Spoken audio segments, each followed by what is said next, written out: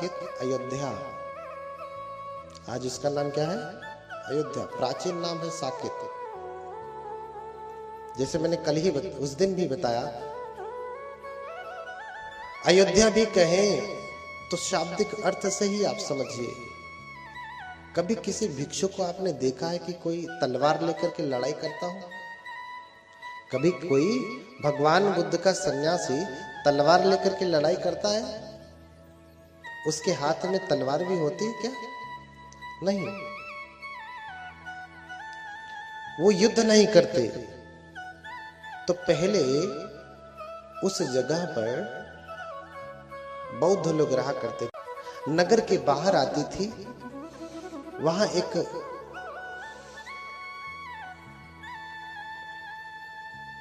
मिलन होता था, एक प्रकार से समझिए मेला लगता था। वर्ष में एक बार वो मेला लगता था। उस समय बड़े घरों की लड़कियां भी अपने माता पिता के साथ बाहर आती थी। उस समय बड़े बड़े कुमार भी विवाह के लिए अपने माता पिता के साथ वहां देखने के लिए जाते थे। ऐसे समझिए कि आज तो बहुत बड़ी बड़ी दुकानें हो गई, सब जगह हो गई। आपको कुछ चाहिए तो आप तुरंत जाते हैं, दुकान से खरीद लेते हैं। लेकिन पहले ऐसे नहीं हुआ करता था। लोगों को वस्तुएं मिलती नहीं थी तो मेला लगता था ना। तो वर्ष में एक दो मेला इधर उधर लोग जाते थे देखने के लिए। जो वस्तुएं नहीं होती थी उसे मेले से खरीद करके लाते थे। मेले से जो चीज कहीं ना मिले तो कहाँ मिले? मेला में। अब मेला लगता है कहीं? मेला तो लगता है, अब कुछ वस्तु खरीदने को ही नहीं जाता। अब उससे बढ़िया वस्तु तो ऑनलाइन शॉपिंग कर लेते हैं, अपनी दुकानों से खरीद लेते हैं। तो ऐसे ही एक मीटिंग हुआ करती थी, एक सम्मेलन प्रकार से हुआ करता था। उस समय सभी बड़े बड़े घरों की लड़कियां वहां इकट्ठा होती थी। सभी कुमार वर्ण की दृष्टि से अपने माता पिता के साथ वहां जाया करते थे और जो कन्या अच्छी लगे उसको माला पहना करके वरण कर लेते थे। जब ये 10 ब्राह्मण पहुंचते हैं, जब 10 ब्राह्मण पहुंचते हैं तो क्या देखते हैं कि बहुत सारी कुमारियां जा रही हैं और उनकी एक शाला भी बनी रहती थी। उसी शाला में बड़ी सी शाला होती थी, उसी शाला में सभी जाके बैठते थे, मिलते थे। मिलन का कार्यक्रम होता था, देख दिखाने का काम होता था। जैसे आपके यहाँ जब किसी को देखना होता तो इधर उधर कहीं मंदिर में बुला लेते हैं ना, घर पे नहीं बुलाते। तो फला मंदिर पे बुला लिया, फला हॉल में बुला लिया, फिर देख दिखाना सब होता है। हाँ? फिर वहां भी बड़ी सी शाला हुआ करती थी, ऐसे ही बड़ा सा हॉल समझिए जैसे ये पांडाल है। उसी समय जब ये 10 ब्राह्मण पहुंचे, जिसे मिगार ने भेजा है कि जाओ ऐसे 5 कल्याणों वाली कोई स्त्री ढूंढ करके लाओ मेरे पुत्र के लिए, तभी ये विवाह करेगा। तो ब्राह्मण जब वहां देखते बहुत सारी कन्याएं हैं, कुमारियां हैं, तो बड़े प्रसन्न होते। कहते कि लगता है कि आज हमारा मनोरथ पूरा हो जाएगा। और संयोग ऐसा था कि सभी आकर के बैठे, सभी कुमारियां आ रही हैं। इतने में ही वहां पे वर्षा होने लगती। सभी कुमारियां जो है दौड़ करके शाला की तरफ भागती हैं, लेकिन उसमें से एक लड़की, एक कन्या, एक कुमारी दौड़ करके नहीं भागती। सभी जब बारिश होने लगती तो कपड़े गंदे हो जाएंगे, मैं भीग जाऊंगी, इस भय से भाग करके सभी लोग शाला में चली जाती। लेकिन एक लड़की जो थी, एक कन्या, वो भागती नहीं, दौड़ती नहीं, अपितु धीरे धीरे ही चल रही है। जैसे पहले चल रही थी ऐसे ही मंद मंद गति से चल रही है। जब 10 ब्राह्मण देखते हैं तो उसके 4 लक्षण को देख लेते हैं पहली ही दृष्टि में, लेकिन एक लक्षण नहीं देख पाते। कौन सा लक्षण? मनस कल्याणं, ये नहीं देख पाते। तो इसलिए वो कल्याण प्रकट हो यानी देख सके तो जरा सा कमेंट करते, व्यंग करते रास्ते में जा करके। क्योंकि वो धीरे धीरे चल रही है, फिर 10 ब्राह्मण रास्ते में उसके पास पहुंचे और आपस में ही व्यंग करते हैं। मालूम होता है ये लड़की बड़ी आलसी है,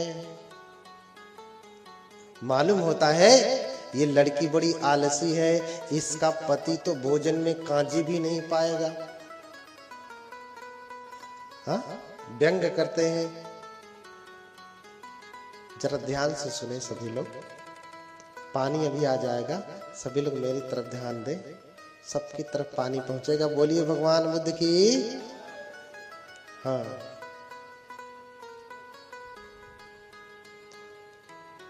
तो व्यंग करते, मालूम होता है ये लड़की बड़ी आलसी है या इसके पैरों में कोई परेशानी है, लंगड़ी है, इसीलिए तो ये धीरे धीरे चल रही है। ऐसे धीरे धीरे काम करने वाली रहेगी तो इसका पति तो भोजन में कांजी भी नहीं पाएगा।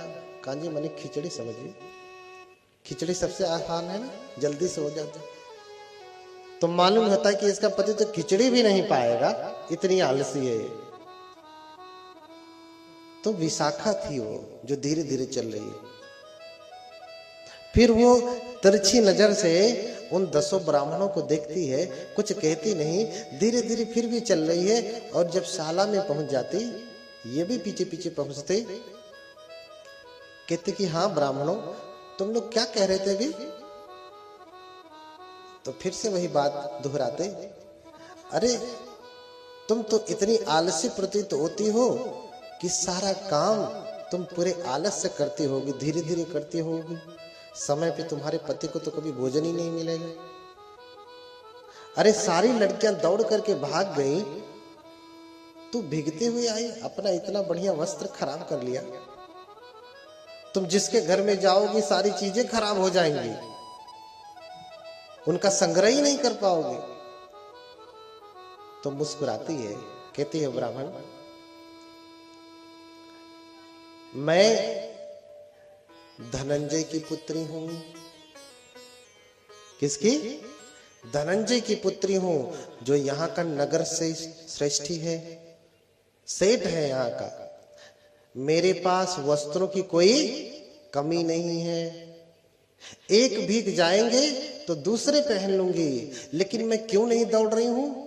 मान लो कि मेरे इतने बड़े बड़े वस्त्र हैं, जैसे लड़कियां बड़े बड़े घाघरे पहनती हैं, पहले के समय में ऐसे ही पहना जाता। अगर मैं दौड़ने लगी, अचानक मेरा पैर मेरे ही कपड़ों में फंस गया, मैं गिर गई, मेरा पैर टेढ़ा हो गया, हाथ टूट गया, तो कौन पुरुष है जो मुझसे शादी करेगा? कोई योग्य पुरुष तो मुझसे शादी करेगा ही नहीं, वही कोई छोटा छुटाया छाटा छटाया ही करेगा ना। कोई अच्छा लड़का तो शादी करेगा नहीं मुझसे। कपड़े तो दूसरे आ जाएंगे, टूटे पैर में कहां से लाऊंगी? सब समझ गए। जैसे वो बोल रही है तो उसके मन से कल्याण को भी देख लिया, बोल रही तो मुख खुल रहा है ना, उसके मसूड़ों को भी देख लिया, दांतों को भी देख लिया, सब कुछ देख लिया। जान गए कि इसके पास 5 गुण हैं। रंग सुंदर है, बहुत सुंदर है, बाल बड़े बड़े हैं, एड़ी तक, हाँ, शरीर मजबूत गठीला है, ये सब कुछ देख लिया। लेकिन मन से कल्याण बोलते समय ही देख पाया। तो मेरा पैर टूट जाएगा, हाथ टूट जाएगा, अंग भंग हो जाएगा, तो मेरा वरण कौन करेगा? वस्त्र में बदल लूंगी, हाथ कहां से बदलूंगी? आज के जैसा ऑपरेशन भी नहीं होता था कि लाओ पैर टूट गया तो नकली वाला लगा दूं, पता न चले। पहले ऐसा तो था नहीं। ये तो एक कारण है ब्राह्मणों, और भी दूसरा कारण है जिसकी वजह से मैं नहीं दौड़ती। बोले कौन से दूसरे कारण है? बोले कि 4 चीजें दौड़ती हुई शोभा नहीं देती। चत्तारोखो ब्राह्मणों जव माना न शोभती। क्या वो 5 चीजें हैं, 4 चीजें हैं? तो कहते हैं कि मुद्धाभिषित राजा ताव सवब भरण पटिमंडितो कच्छं बंधित्वा राजंगणे जवमाना न सोबती। कोई राजा हो, राजा, आज राजा आपने देखा है? आज के समय में राजा देखते हैं? बोलिए भगवान बुद्ध की। उधर से नहीं सुन रही, बीच में। राजा देखा है? राजा आज राजा देखते हैं? नहीं। आज राजा की जगह राष्ट्रपति ने ले लिया। आज भारत अब इस प्रजातंत्र में, राजतंत्र नहीं है, प्रजातंत्र है, तो प्रजातंत्र में राजा किसको कहेंगे आप प्रतीक रूप में? राष्ट्रपति ही राजा है। पहनते हैं ना, मान लीजिए लुंगी जैसा पहने हैं, कोई व्यक्ति बालक नहीं है, आदमी हो चुका है, परिपक्व हो चुका है, 30 वर्ष से अधिक है, ऐसे लुंगी उठा करके दौड़ता है तो अच्छा लगता है? हाँ? कोई आदमी ऐसे लुंगी उठा करके दौड़े तो अच्छा लगता है? नहीं। ये तो सामान्य आदमी की बात है। राजा अपनी लुंगी उठा करके दौड़े तो अच्छा लगेगा? कच्छं बंधित्वा, हाँ? अपने वस्त्रों को उठा करके दौड़े तो अच्छा लगेगा? नहीं अच्छा लगेगा। और रइयो मंगल हाथी पी जव माना न शोभती। राजा का मंगल हाथी भी, राजा का हाथी होता है ना जिस पे चढ़ करके वो युद्ध लड़ता है, राजा का मंगल हाथी भी। अच्छा, हाथी जब धीरे धीरे चलता है तब सुंदर लगता है कि जब दौड़ता है तब सुंदर लगता है? हाथी देखा? हाथी बहुत लोग तो देखे ही नहीं होंगे अभी प्रत्यक्ष। हाथी देखा? हमारे पिताजी लोग तो देखे होंगे, नए लोग हाथी शायद देखे भी ना हो। पहले तो हाथी घोड़े बहुत हुआ करते थे, अब उसका काम ही खत्म हो गया। हाथी जब धीरे धीरे चलता है तभी शोभा देता है, दौड़ता है तो शोभा नहीं देता। रइयो मंगल हाथी पी जवाना न शोभती। ये तो सामान्य हाथी की बात है, लेकिन राजा का हाथी हो जो सब भरण पटिमंडित हो, जो पूरे अलंकारों से युक्त हो, हाथी को सजाया जाता है। राजा के हाथी को सजा करके रखा जाता है, गहना वहना पहना करके, आभूषण पहना के रखा जाता है। आपके घर में जिस बैल को आप बहुत प्रेम करते हैं, गाय को बहुत प्रेम करते हैं, उसे भी माला वाला पहना के रखते हैं ना, आभूषण पहना के रखते हैं ना। वो तो राजा का हाथी। राजा का हाथी भी दौड़ने लगे तो शोभा नहीं देता। तीसरा कौन शोभा नहीं देता दौड़ते हुए? कहा कि पब्बज्जितोपि जवमाना न शोभति। कोई प्रवज्जित हो, कोई भंते हो, या कोई साधु समझिया, हाँ? कोई साधु हो, मैं ही आपके बीच में ऐसे उठा लूं और लगूं दौड़ने तो अच्छा लगेगा? कितने लोगों को अच्छा लगेगा? जरा हाथ उठाएं। किसी को अच्छा नहीं लगेगा। मैं तो सामान्य हूं, लेकिन जो प्रवज्जित, जो ऊंची अवस्था को प्राप्त है, अगर वो दौड़ने लगे तो बिल्कुल भी शोभा नहीं लगेगा। हाँ? तो प्रवज्जितो ही जो माना न शोभती। प्रवज्जित भी अगर दौड़ने लगे तो शोभा नहीं देता। ये तीसरा। और फिर चौथा कौन? इत्थिपि को ब्राह्मणों जवमाना न शोभती। और कौन शोभा नहीं देता दौड़ते हुए? कहा कि इत्थिपि, स्त्री भी अगर दौड़ने लगे ऐसे, आप अभी साड़ी पहनी है, बारिश होने लगे और ऐसे उठा करके दौड़े तो अच्छा लगेगा? बाकी सभी लड़कियां बारिश होने लगी तो ऐसे अपने घाघरे को उठाया और दौड़ करके शाला में चली गई। विशाखा दौड़ी नहीं, विशाखा दौड़ी नहीं। तो बता रही कि स्त्री भी अगर अपने वस्त्रों को उठा करके दौड़ती है तो शोभा नहीं देती। कितने लोगों को लगता है कि शोभा देती? नहीं शोभा देती।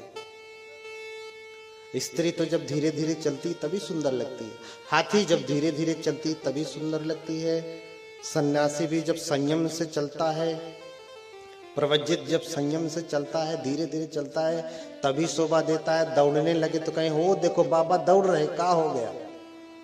हाँ, कहते देखो बाबा दौड़ रहे हैं, क्या हो गया बाबा जी को? इनको कौन सी आफत आन पड़ी जो ये दौड़ रहे हैं? अरे हमारे तो लड़के बच्चे हम दौड़ रहे हैं, इनको कौन सी आफत आन पड़ी जो ये दौड़ रहे हैं? प्रवज्जित भी दौड़ते हुए शोभा नहीं देता, राजा का मंगल हाथी भी दौड़ते हुए शोभा नहीं देता, और स्वयं राजा भी लुंगी उठा करके कच्छम बंधित्वा कपड़े को उठा करके दौड़े तो शोभा नहीं देता। बोलिए भगवान बुद्ध की। इन्हीं कारणों से ब्राह्मणों, मैं दौड़ नहीं रही थी, मेरी टांग न टूट जाए, मेरा पैर न टूट जाए, अंग भंग न हो जाए, इसलिए मैं नहीं दौड़ी। और स्त्री दौड़ती है तो शोभा नहीं देती। अब ये दौड़ रही तो मुझे नहीं पता।